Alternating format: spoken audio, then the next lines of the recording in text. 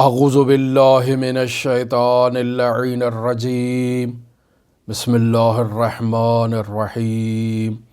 الحمد للہ رب العالمین الصلاة والسلام علی اشرف الانبیاء والمرسلین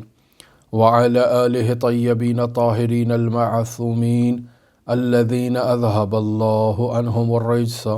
وطہرہم تطہیرا اللہم صلی علی محمد و آل محمد اللہم اخرجنا من الظلمات الوہم و اکرمنا بنور الفہم اللہم افتح علینا ابواب رحمتک وانشر علینا خزائن علومک برحمتک یا ارحم الراحمین۔ عزیزان محترم، رسالہ لب اللباب پر ہماری آپ کے ساتھ گفتگو جاری ہے، اور اس رسالے کے ان آخری صفحات میں مرحوم مفسر عظیم الشان قرآن علامہ سید محمد حسین طباطبائی رحمۃ اللہ علیہ سیر و سلوک کی 25 بنیادی شرائط میں سے آخری 3 حساس شرائط کو بیان کر رہے ہیں۔ نفی خواتر سے متعلق تفصیلی گفتگو آپ کی خدمت میں بیان ہو چکی۔ نفی خواتر کا کیا فائدہ ہے، اس موضوع پر گفتگو کرنے سے پہلے مفسر عظیم الشان قرآن سیر و سلوک کی ایک تاریخی بحث کا حوالہ دینا چاہتے ہیں اور بیان کرنا چاہتے ہیں کہ اس عرفانی بحث اور سلوکی بحث میں کس طرح سے یہ سلسلہ حضرات ائمہ معصومین علیہم الصلاۃ والسلام، سیما حضرت سید الاوصیاء امیر المؤمنین علی ابن ابی طالب علیہ آلاف و تحیت و ثنا تک منتہی ہوتا ہے۔ مفسر عظیم الشان قرآن در حقیقت یہاں اجمال مطلب کو بیان کرنا چاہ رہے ہیں، اور بیان کرنا چاہتے ہیں کہ حقیقت یہ ہے کہ عرفان حضرت سید الاوصیاء امیر المؤمنین علی ابن ابی طالب علیہ آلاف و تحیت و ثنا کی تعلیمات کا نچوڑ ہے، لہٰذا سیر و سلوک اور عرفانیات امیر المؤمنین علی ابن ابی طالب کی تعلیمات کا حصہ ہے، اور یہ تعلیمات دست بے دست یا سینہ بے سینہ منتقل ہوئیں، اور اگر ان طرق کو تلاش کیا جائے جن طریقوں سے یہ سلسلہ امیر المؤمنین تک منتہی ہوتا ہے، تو 100 سے زائد ایسے طرق تلاش کیے جا سکتے ہیں کہ جن راستوں سے یہ طریقہ امیر المؤمنین تک منتہی ہوتا ہے۔ یعنی ہم 100 سے زائد ایسے راستے تلاش کر سکتے ہیں کہ علم عرفان امیر المؤمنین سے معصور ہے، لیکن معاشرے میں جو صوفیاء کرام ہیں ان کے اگر طریقہ کار کو دیکھا جائے اور ان کی تعلیمات کو اگر دیکھا جائے تو 25 سے زائد فرقے ایسے ہیں اہل تصوف کے کہ جن کی تعلیمات حضرت سید الاوصیاء امیر المؤمنین علی ابن ابی طالب علیہ آلاف و تحیت و ثنا تک پہنچتی ہیں، اور مرحوم مفسر عظیم الشان قرآن فرما رہے ہیں کہ ان 25 گروہوں میں سے 3 گروہ شیعیان حیدر کرار کے ہیں، جبکہ باقی 22 گروہ جو ہیں وہ اہل تسنن سے تعلق رکھتے ہیں۔ لیکن یہاں مفسر عظیم الشان قرآن نے اس مطلب کی طرف اشارہ نہیں کیا کہ ان 22 گروہوں میں سے بھی 21 گروہ ایسے ہیں کہ جن کی تعلیمات حضرت سید الاوصیاء امیر المؤمنین علی ابن ابی طالب تک منتہی ہوتی ہیں،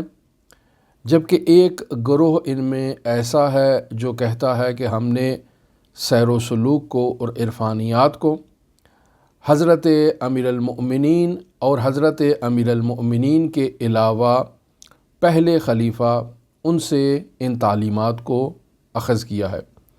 یعنی صرف ایک گروہ ایسا ہے اہل تسنن کے صوفیاء کرام میں جو عرفانیات اور سیر و سلوک کی تعلیمات کو امیر المؤمنین کے علاوہ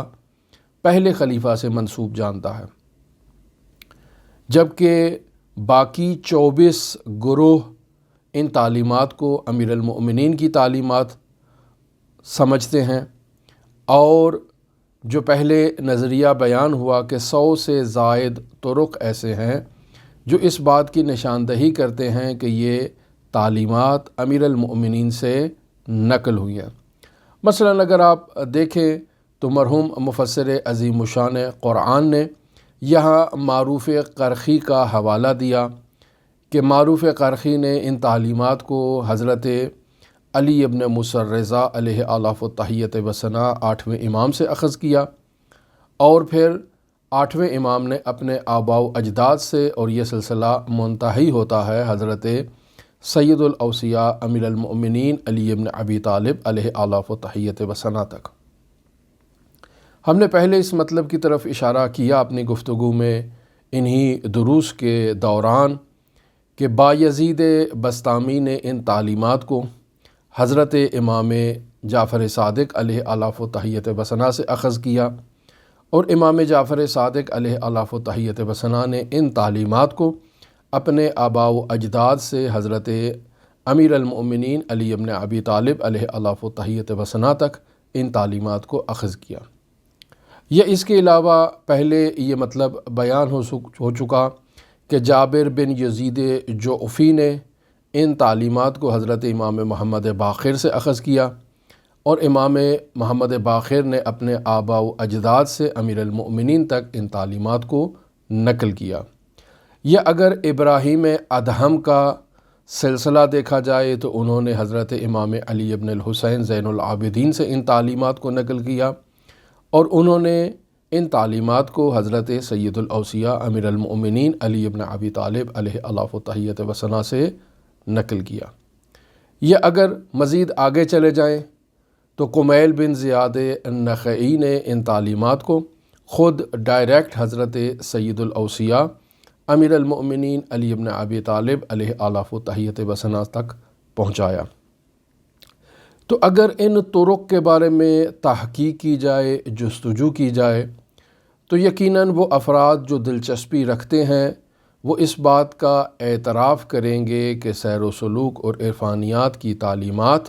ان کا منبع اور ماخذ حضرت سید الاوصیاء امیر المؤمنین ہیں، اور پھر امیر المؤمنین نے ان تعلیمات کو رسول خدا صلی اللہ علیہ وآلہ وسلم سے اخذ کیا، اور رسول خدا صلی اللہ علیہ وآلہ وسلم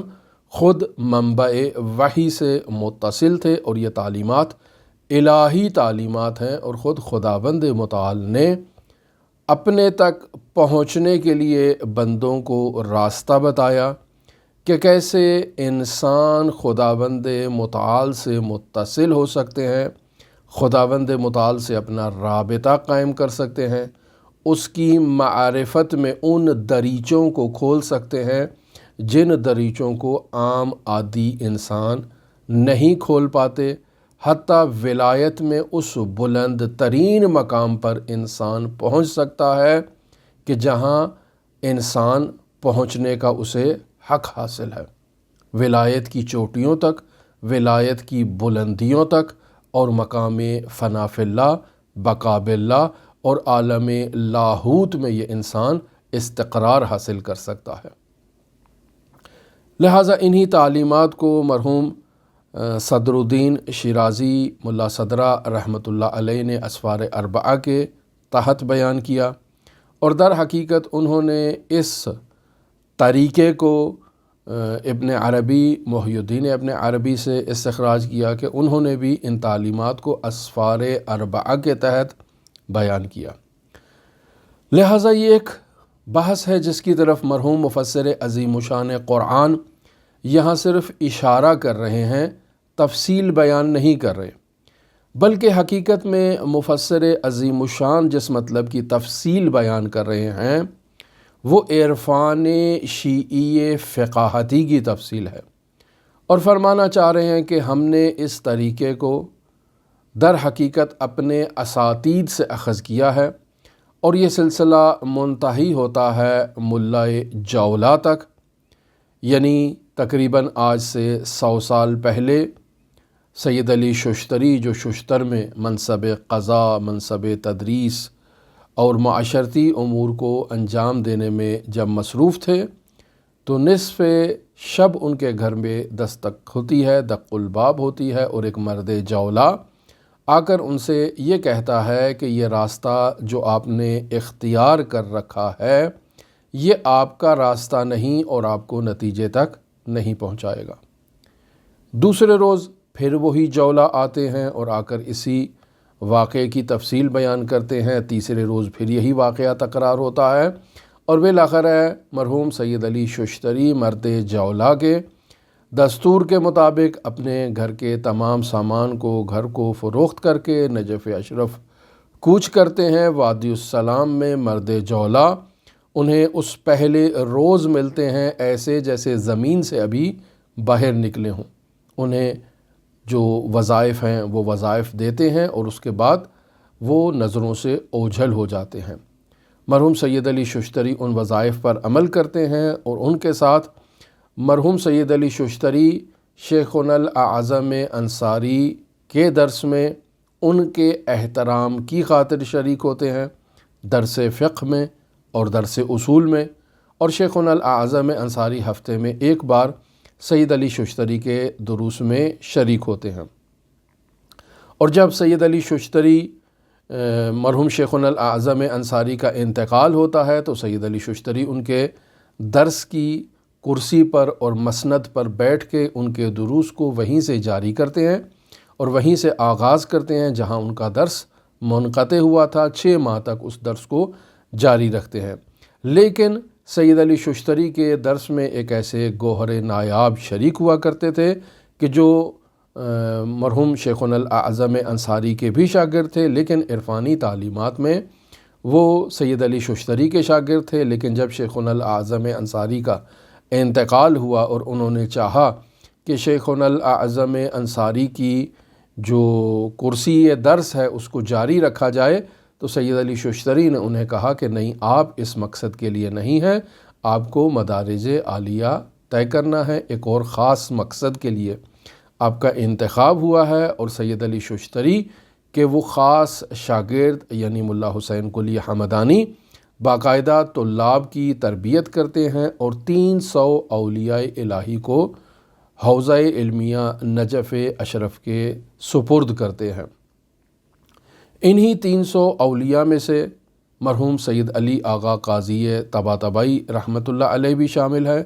کہ انہوں نے ان تعلیمات کو آگے اپنے شاگردوں تک منتقل کیا، اور انہی شاگردوں میں سے ایک گراں قدر شخصیت مفسر عظیم الشان قرآن علامہ سید محمد حسین طباطبائی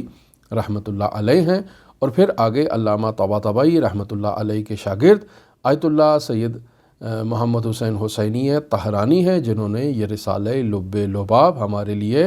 تحریر کیا۔ تو اس چیپٹر میں اور اس مقام پر آ کر قبل از این کہ مرحوم آیت اللہ طہرانی ان فوائد کو بیان کریں کہ جو نفی خواتر کے نتیجے میں ایک سالک کو نصیب ہوتا ہے، مرحوم آیت اللہ طہرانی یہاں باقاعدہ بیان کر رہے ہیں کہ یہ تعلیمات کہاں سے نقل ہوئی ہیں، ایک مقدمہ اس بات میں بیان کر رہے ہیں۔ اور آج کے بعد یعنی آج یہ جو گفتگو ہے، یہ گفتگو متعدد مرتبہ ہم آپ کے سامنے بیان کر چکے ہیں، یعنی ملا جولا کے حالات تفصیلی طور پر ہم آپ کی خدمت میں بیان کر چکے ہیں، سید علی ششتری کے حالات زندگی تفصیلاً بیان کر چکے ہیں، مرحوم آخوند شیخنا الاعظم انصاری کے حالات تفصیلی طور پر بیان ہو چکے ہیں۔ لہٰذا ان علماء اور شخصیات کے حالات زندگی میں ان باتوں کو بارہا آپ کی خدمت میں بیان کر چکے ہیں، لہٰذا یہاں ابھی ہم زیادہ تفصیل نہیں دیتے اور اس عبارت کو پائے تکمیل تک پہنچاتے ہیں۔ لیکن وہ نفی خواتر کے جو فوائد جو اس بحث کے بعد مرحوم آیت اللہ طہرانی جن فوائد کو بیان کر رہے ہیں، در حقیقت وہ فوائد بھی ہم آپ کی خدمت میں بیان کر چکے ہیں ملا حسین قلی حمدانی کے حالات زندگی میں، کہ جہاں ملا حسین قلی حمدانی مراقبے کو بیان کر رہے ہیں اور پھر مراقبے کو بیان کرنے کے بعد وہ نفی خواتر اور مراقبے کے ان 4 فوائد کو بیان کرتے ہیں جسے ہم کل آپ کی خدمت میں نقل کریں گے۔ لہٰذا ہم آیت اللہ طحرانی کی عبارت کو پڑھتے ہوئے اس چیپٹر کو کلوز کرتے ہیں، اس بحث کو کمپلیٹ کرتے ہیں تاکہ یہ بحث ہماری کمپلیٹ ہو جائے اور پھر ہم ان فوائد کی بحث میں داخل ہوں کہ نفی خواتر کا کیا فائدہ ہے، جو کل انشاءاللہ آپ کی خدمت میں بیان ہوگی۔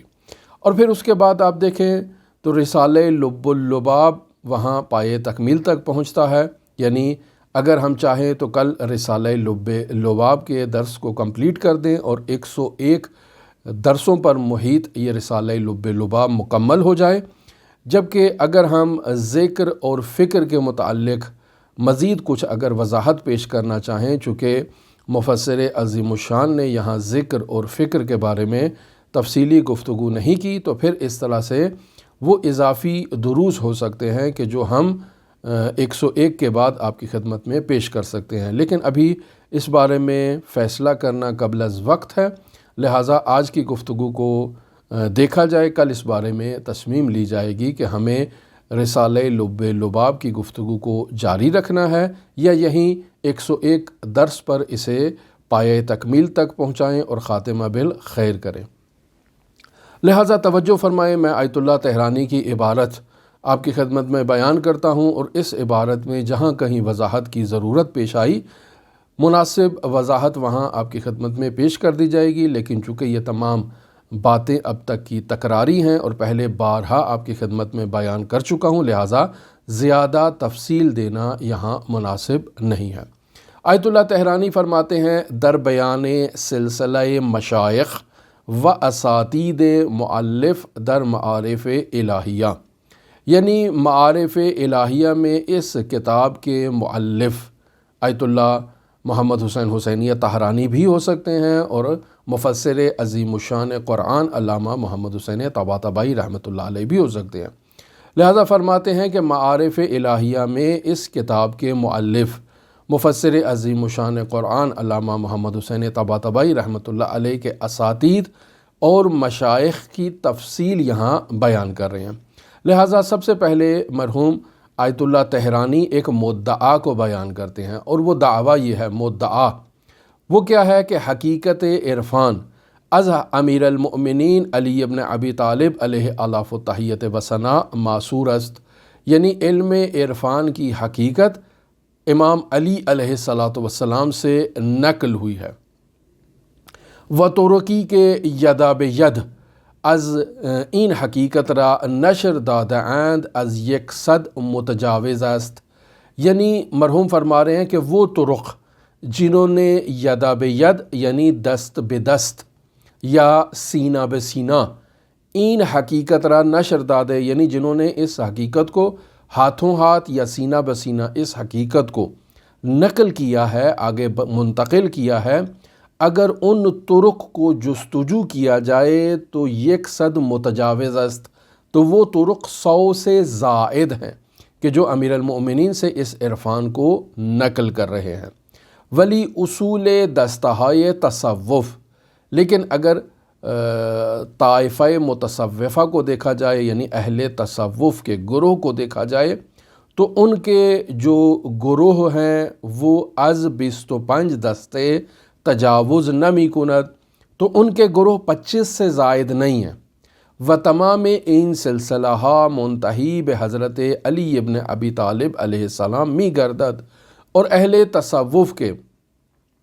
ان 25 گروہوں کو اگر دیکھا جائے تو یہ 25 گروہ تمام کے تمام اس عرفان کو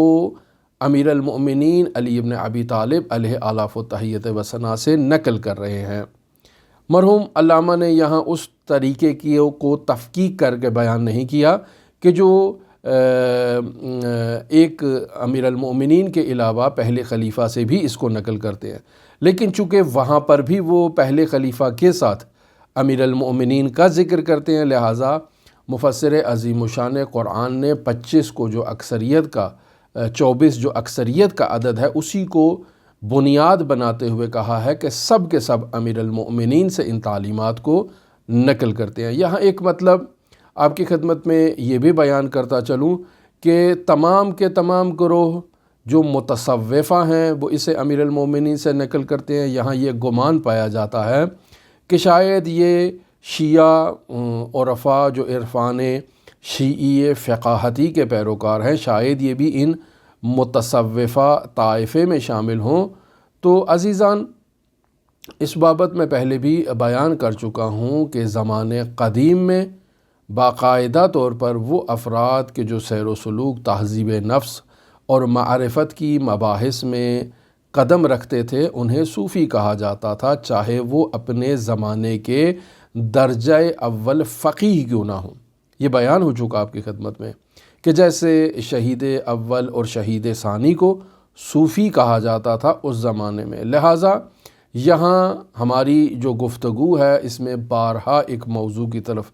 تاکید کی، وہ ہے عرفان شیعی فقاہتی، یعنی وہ عرفان اور وہ تصوف جو تشیع کے اندر ہے اور اس کا تعلق فقہ تشیع سے ہے، یعنی جو فقہ تشیع کو بنیاد بنا کر سیر و سلوک کی تعلیمات کو نشر کرتے ہیں، جو فقہائے شیعہ ہیں، جو مراجع تقلید ہیں، ان کی بات ہو رہی ہے۔ لہٰذا فرماتے ہیں فقط در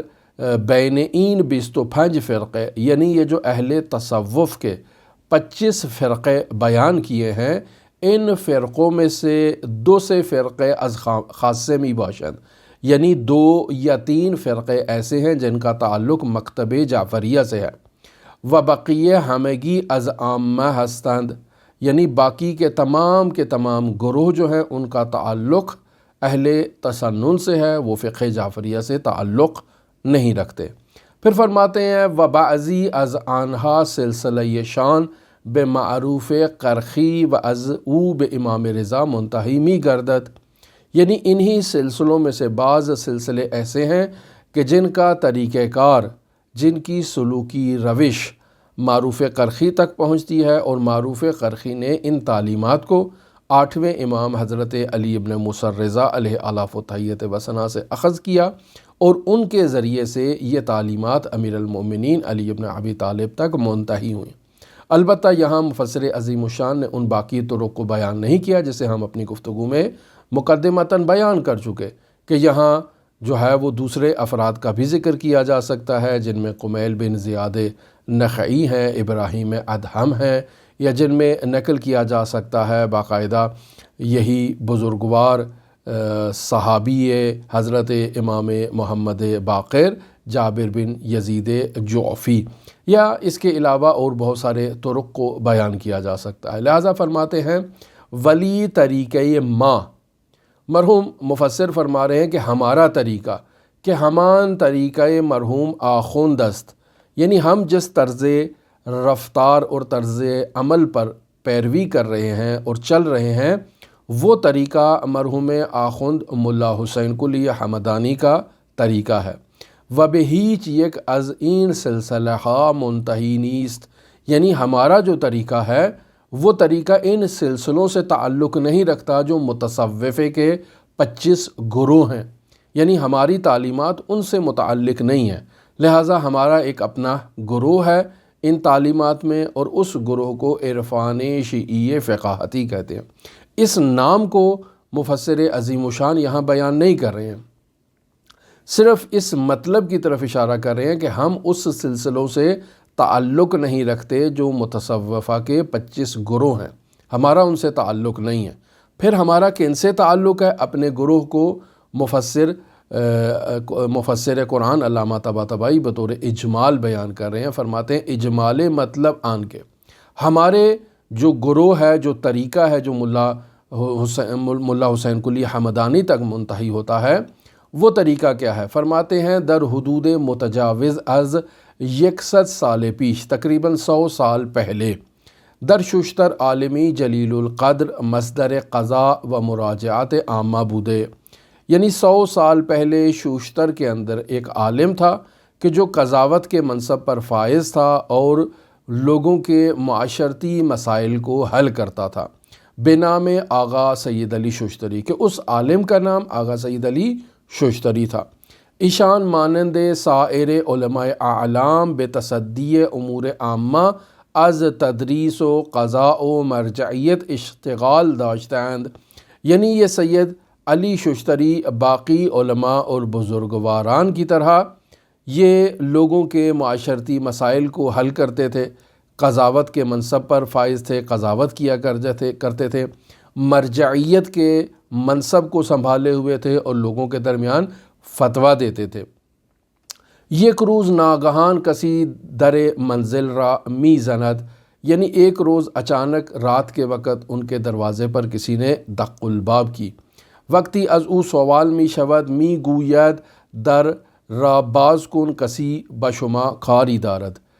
مرحوم ششتری نے آدھی رات کو دروازے پر آنے والے شخص سے سوال کیا کہ کون ہے؟ تو وہ شخص کہتا ہے کہ دروازے کھولے، کسی کو آپ سے کام ہے۔ مرحوم آغا سید علی ششتری وقتی در را باز می کند می بیند شخص جولائی است، یعنی سید علی ششتری دروازہ کھولتے ہیں تو دیکھتے ہیں ایک شخص جولا جو دھاگے سے چیزوں کو بننے والا ہے وہ دروازے پر موجود ہے، جس کو ہم جولاہا کہتے ہیں۔ می گوید، سید علی ششتری اس سے سوال کرتے ہیں چه کار دارید، کہ آپ کو مجھ سے کیا کام ہے اس آدھی رات کے وقت؟ جولا در پاسخ می گوید، وہ جولا کہتا ہے کہ فلاں حکمی را کے نمودئی طبق دعوی شہود بے ملکیت فلان ملک بلائے فلان کس صحیح نیست۔ وہ جولا کہتے ہیں کہ آپ نے جو شاہدوں کی بنیاد پر ایک حکم جاری کیا ہے کہ فلاں پراپرٹی جو ہے وہ فلاں افراد سے تعلق رکھتی ہے، اور آپ کی اس حکم کا مبنی جو تھا وہ شاہد تھے، آپ کا یہ حکم دینا صحیح نیست، درست نہیں ہے۔ آن ملک متعلق بے طفل صغیر یتیمی است، وہ پراپرٹی در حقیقت ایک یتیم کا مال ہے۔ وقبالِ آن در فلان محل دفن است، اور اس پراپرٹی کی اسناد فلاں جگہ پر زمین کے اندر دفن ہیں۔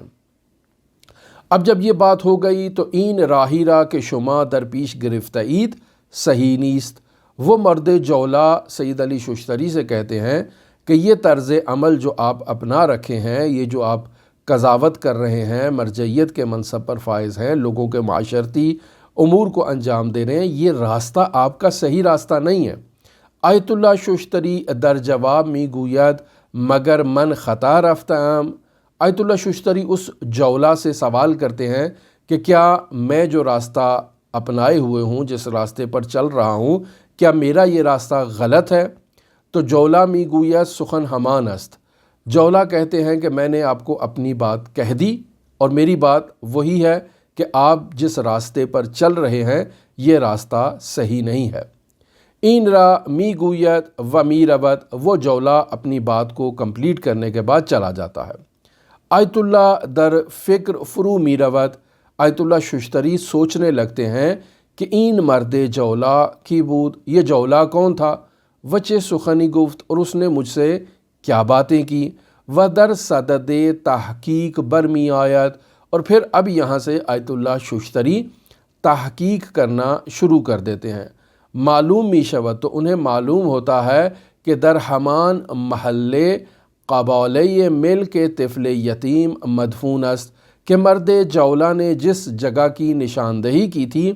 اسی جگہ پر وہ اسناد زمین کے اندر دفن تھی، جن سے یہ ظاہر ہوتا تھا کہ یہ پراپرٹی کسی یتیم کی پراپرٹی ہے۔ و شہود برآن ملکیت فلان شاہد زور بودے، اور جن لوگوں نے گواہی دی تھی وہ گواہی زور تھی، یعنی جھوٹ پر مشتمل تھی۔ بسیار بدخود می ترسد و بخود می گوید، تو آیت اللہ سید علی ششتری خوف زدہ ہو جاتے ہیں اور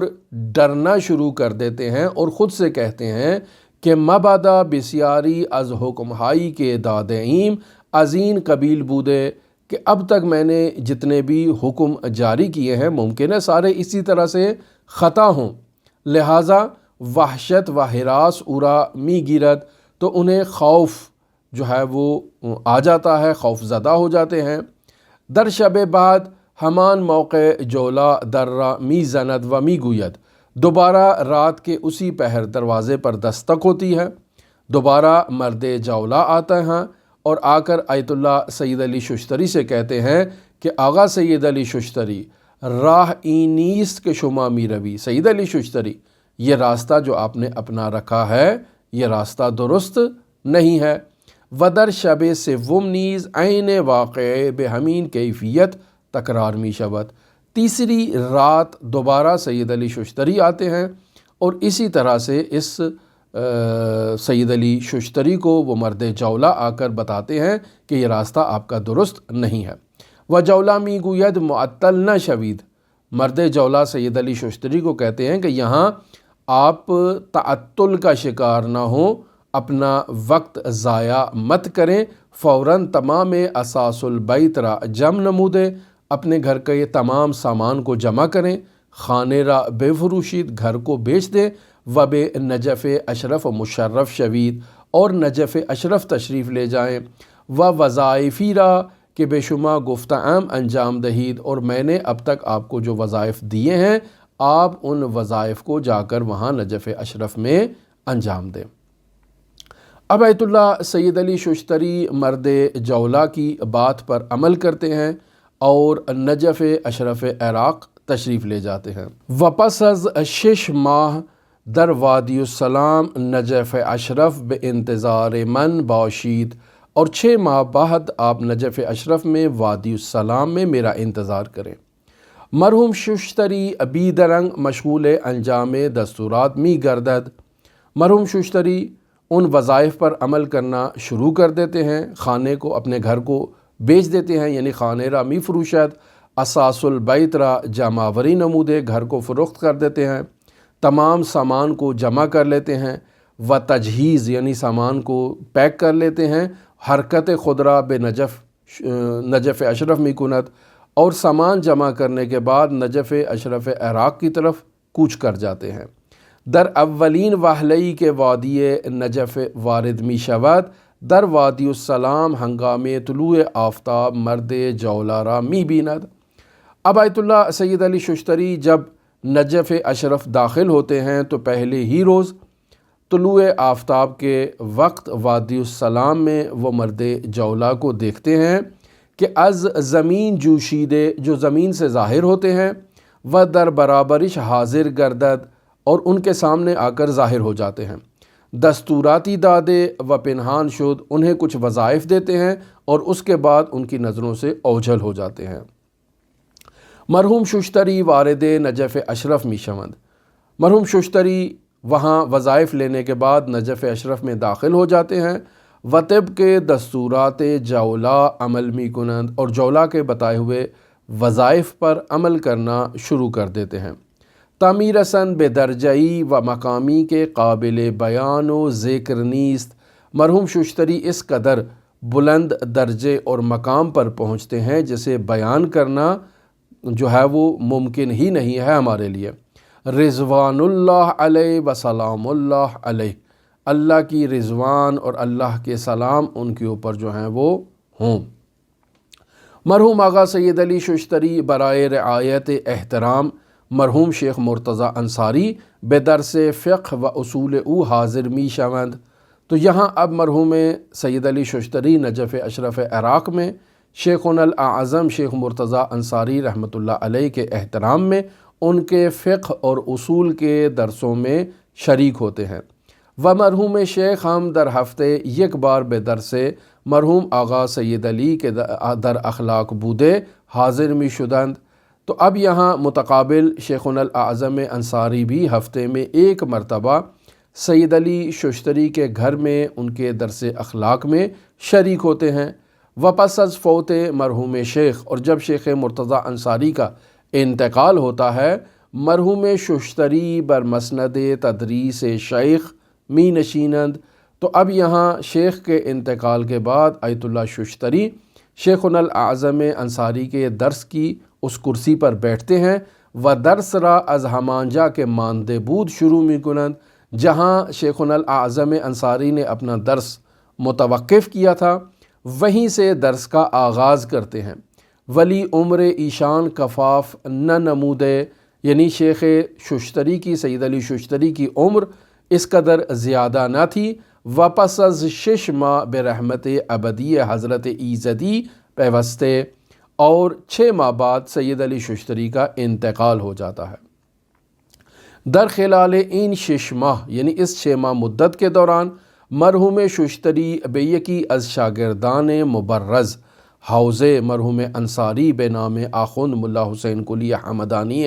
درجزنی حمدانی کہ از مدت ها قبل در زمان مرحوم شیخ با ایشان رابطه داشته و استفاده اخلاقی و عرفانی می نموده است و اینک پس از مرحوم شیخ عازم بر تدریس بوده و حتی تتمه مباحث شیخ را که خود نیز تقریرات آن مباحث را نوشته بود میخواست دنبال کند کاغذی نوشته. یعنی اس تمام پیراگراف میں آیت اللہ علامہ طباطبائی فرما رہے ہیں کہ ملا حسین قلی حمدانی جو شیخنا الاعظم انصاری کے شاگردوں میں ایک نہایت ہی ممتاز شاگرد تھے، اور وہ شیخنا الاعظم انصاری کے درس کے علاوہ سید علی ششتری کے دروس میں بھی شرکت کیا کرتے تھے. اور اب جب شیخنا الاعظم انصاری کا انتقال ہو چکا اور وہ شیخنا الاعظم انصاری کی کرسی پر بیٹھ کر درس دینا چاہتے تھے، اور انہوں نے ان تمام دروس کو جو پہلے شیخنا الاعظم انصاری دے چکے تھے ان تمام دروس کو تحریر کر رکھا تھا اور آئندہ کے لیے بھی دروس تیار کر رکھے تھے، اور اب وہ درس دینا چاہتے تھے کہ سید علی ششتری نے ان کے لیے ایک کاغذ پر کچھ کلمات تحریر کیے اور ان کو تذکر دیا کہ این روش شما تام و تمام نیست، یعنی آپ جو شیخنا الاعظم انصاری کی کرسی پر بیٹھ کر درس دینا چاہتے ہیں آپ کی یہ روش تام نہیں ہے، تمام نہیں ہے. و شما مقامات عالیہ دیگر را باعث حائز گردید، یعنی آپ کو کچھ دوسرے ایسے مقامات تک پہنچنا ہے اور ان مقامات کو حاصل کرنا ہے. تعین کے اورا منقلب نمودے، یعنی سید علی ششتری نے آیت اللہ ملا حسین قلی حمدانی کی نظر کو تبدیل کیا و بے وادی حق و حقیقت ارشاد می نمایت، اور انہیں اس وادی سیر و سلوک وادی عرفان کی طرف ہدایت کی. آری مرحوم آخوند کے از سالیانی چند قبل از فوت مرحوم شیخ از محضر آغا سید علی در معارف الہیہ استفادے می نمودے، یعنی کہہ رہے ہیں جی ہاں بالکل درست ہے، ملا حسین قلی حمدانی شیخنا الاعظم انصاری کے انتقال سے سال ہا سال پہلے سید علی ششتری کے دروس میں معارف الہیہ کو اخذ کیا کرتے تھے. در اخلاق و مجاہدی نفس و نیل بمعارف الہیہ سرآمد اقران و عجائب روزگار شد. اور ملا حسین قلی حمدانی نے ان دروس اخلاقی میں شرکت کر کے جہاد بن نفس کے ان مراحل کو طے کیا اور معارف الہیہ میں اپنے زمانے کے عجائب روزگار میں شمار ہونا شروع ہو گئے. مرحوم آخوند نیز شاگردانی بس ارجمند تربیت نمود. آگے سے ملا حسین قلی حمدانی نے بھی گراں قدر شاگردوں کی تربیت کی کہ ان شاگردوں میں سے ہر ایک استوانئی از معرفت و توحید و آیتی عظیم بے شمار می آمدند. اب ملا حسین قلی حمدانی جن کا ہم بیان کر چکے کہ 300 اولیاء الہی کی انہوں نے تربیت کی، تو یہاں وہ فرما رہے ہیں کہ ان کے شاگردوں میں سے ہر ایک شاگرد استوانئی از معرفت و توحید، یعنی ان کے شاگردوں میں سے ہر ایک شاگرد جو ہے وہ معرفت اور توحید کے باب میں ایک ستون کی حیثیت رکھتا تھا. و آیتی عظیم بے شمار می آمدند، اور ان کا ہر شاگرد ایک عظیم آیت جسے آیت حق کہا جائے، ان کا شاگرد واقعاً ایک عظیم آیت تھا ہر شاگرد. و از مبرزترین شاگردان مکتب آخوند مرحوم حاج مرزا جواد آغا ملکی تبریزی. اب یہاں مفسر عظیم الشان قرآن ملا حسین قلی حمدانی کے شاگردوں میں سے نہایت ہی گراں قدر شاگردوں کا نام لے رہے ہیں. فرماتے ہیں کہ آخوند کے مکتب میں گراں قدر شاگردوں میں سے مرزا جواد آغا ملکیہ تبریزی وہ تھے، مرحوم آغا سید احمد کربلائی تہرانی وہ تھے، مرحوم آغا سید محمد سعید حبوبی وہ شامل تھے، و مرحوم حاج شیخ محمد بہاری یہ ان کے شاگرد تھے۔ اب ان شاگردوں میں مرحوم سید احمد کربلائی نے تربیت کی ہے ملا آیت اللہ سید علی قاضی طباطبائی رحمۃ اللہ علیہ کی۔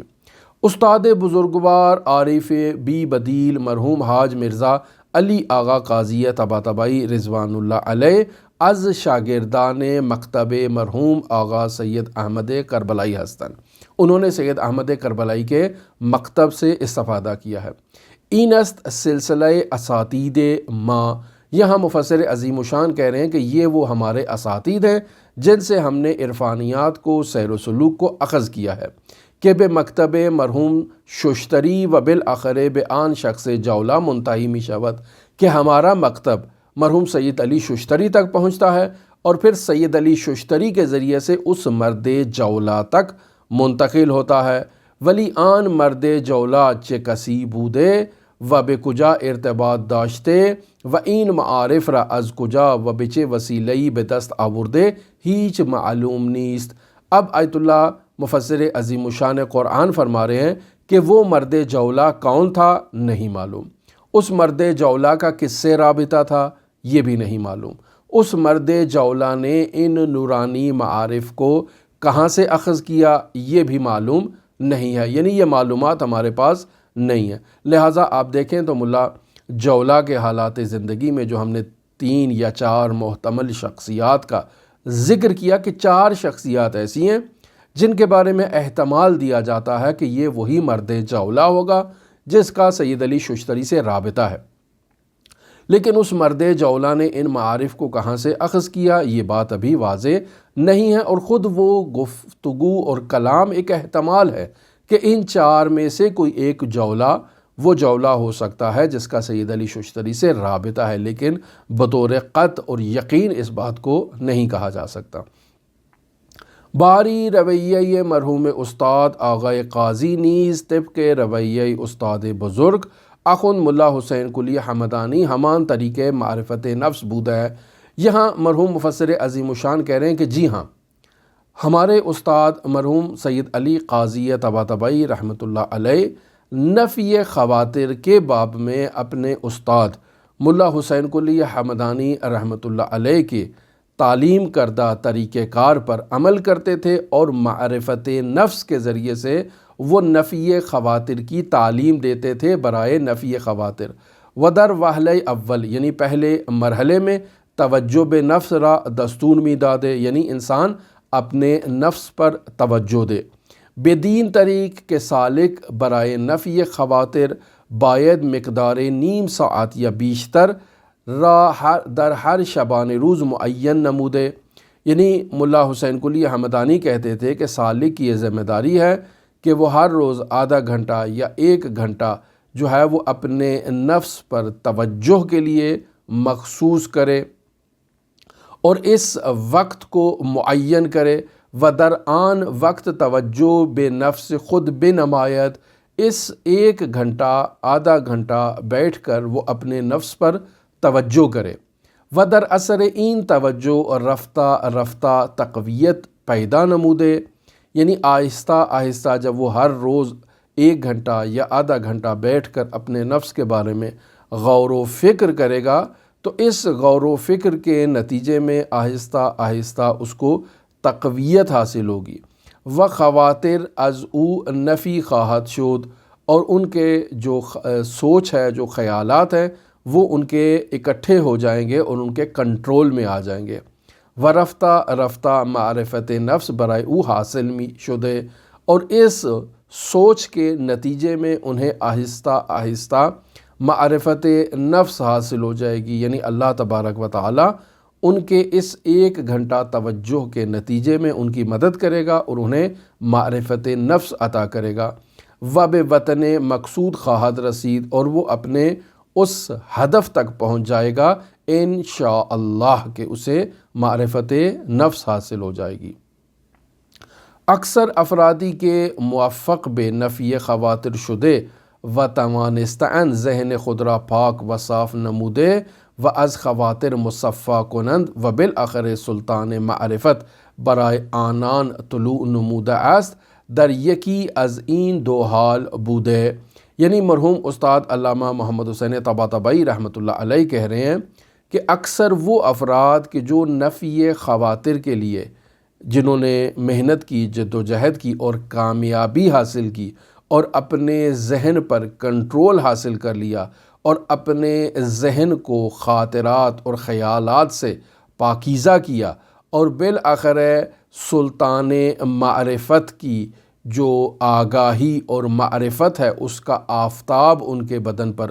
طلوع کیا، تو دو حالتیں اس وقت ان کی تھیں جب وہ سلطان معرفت ان کے لیے طلوع کیا۔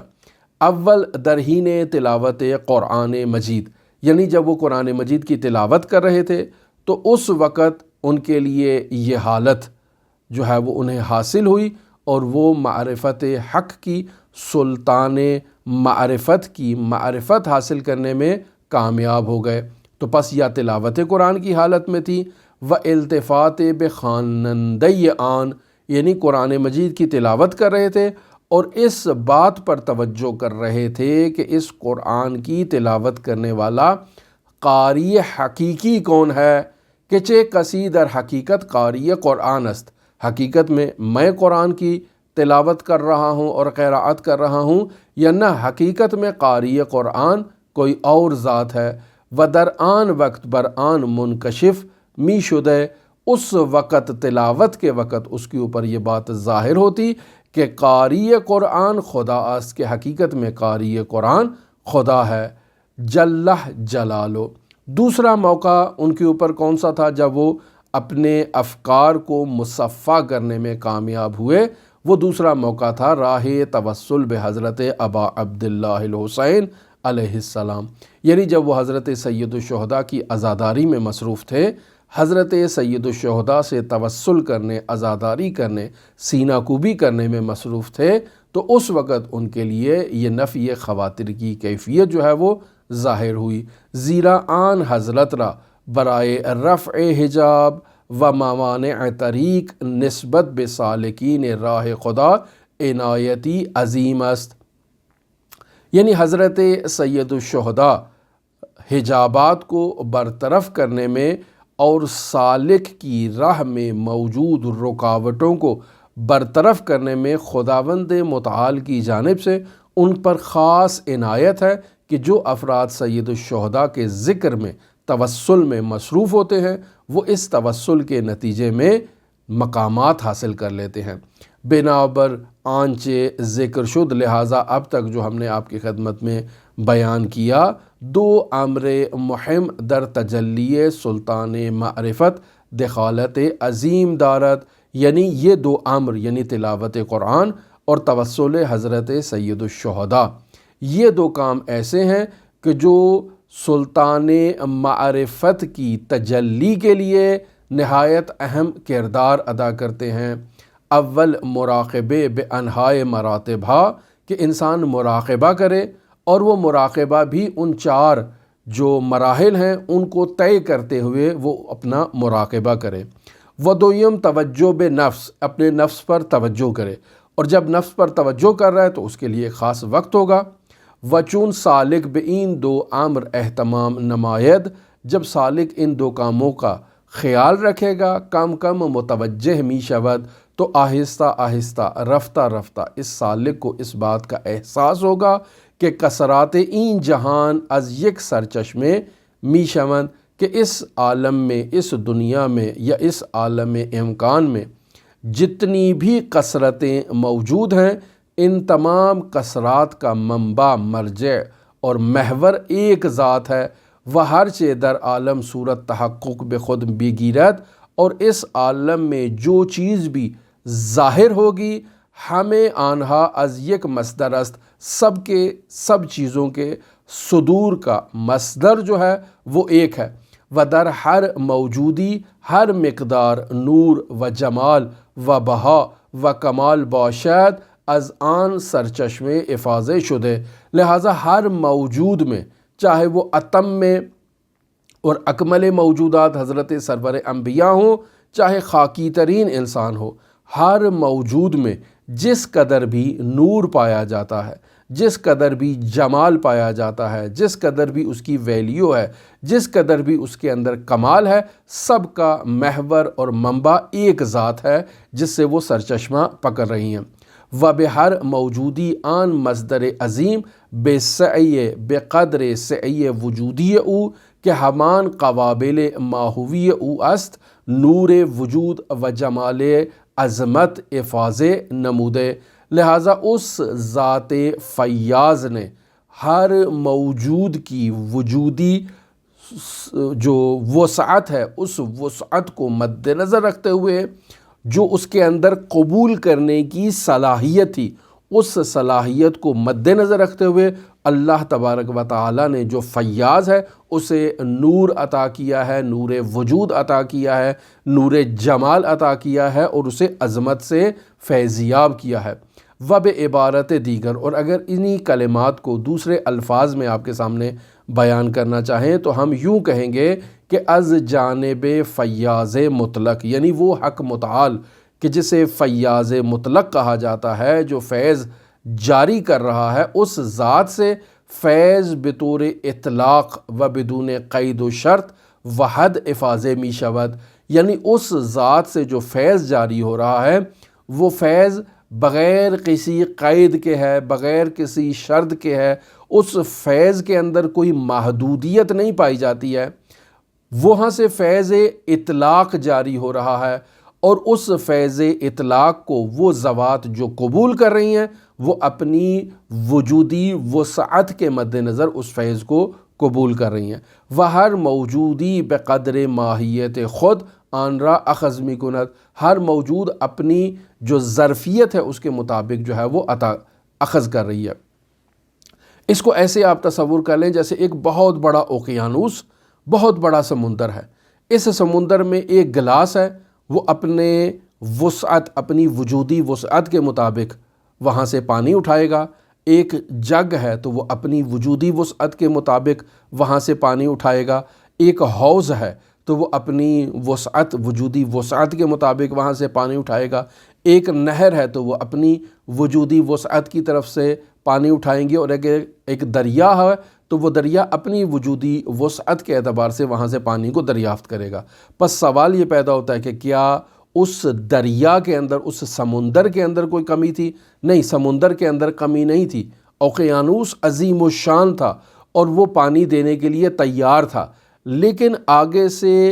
وہ ظرف جس نے اس پانی کو ایکسیپٹ کرنا تھا وہ دریا کی صورت میں تھا، وہ نہر کی صورت میں تھا، وہ ایک حوض کی صورت میں تھا، وہ ایک جگ کی صورت میں تھا، وہ ایک گلاس کی صورت میں تھا۔ پس ہر ظرف نے اپنی استعداد اور توانائی کے مطابق اس سمندر سے اخذ کیا ہے۔ سمندر میں کسی چیز کی کمی نہیں تھی، وہ تمام کا تمام دینے کے لیے تیار تھا۔ اگر کوئی اس سمندر کا تمام پانی بھی لینے کے لیے اپنی وسعت پیدا کر لیتا تو وہ سمندر اسے دے دیتا، لیکن پھر بھی سمندر میں کمی نہیں آنی تھی، لیکن افراد نے اپنی صلاحیت کے مطابق وہاں سے استخراج کیا ہے۔ اس مطلب کی طرف مفسر عظیم الشان یہاں اشارہ کر رہے ہیں۔ ہماری دعا ہے کہ خداوند متعال ان نورانی مطالب کو اور معارف کو سمجھنے کی ہمیں توفیق عطا فرمائے۔ ہمارا کل کا درس انشاءاللہ یہی نفی خواتر کے نتائج کے بارے میں ہوگا، اور پھر کل ہم آپ کی خدمت میں اعلان کریں گے کہ اس رسالہ لب لباب کے دروس کو ہم مزید